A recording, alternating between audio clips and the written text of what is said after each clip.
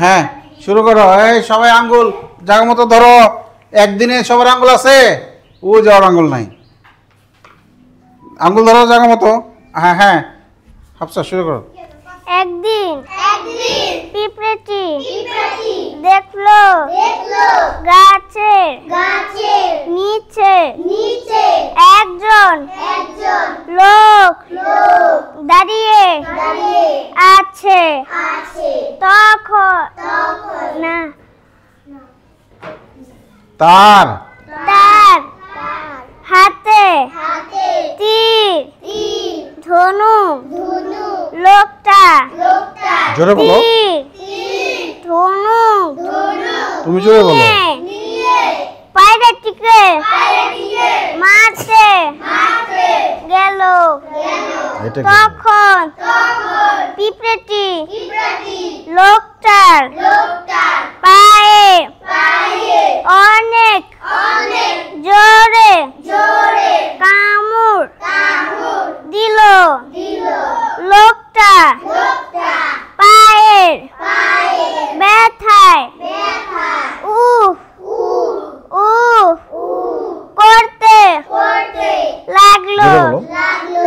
তখন লোকটা তীর থেকে ধনুক না ধনুক থেকে তীর।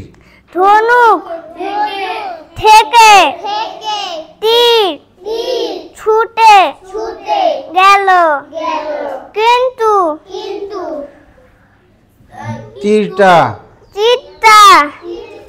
পায়রার গায়ে লাগলো না। তীরটা গিয়ে গাছের ডালে লাগলো।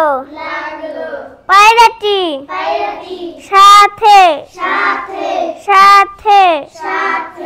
উড়ে গেল। এভাবে একটা ছোট পিঁপড়া একটা বড় পায়রার জীবন এদিকে আঙ্গুল। বাঁচালো।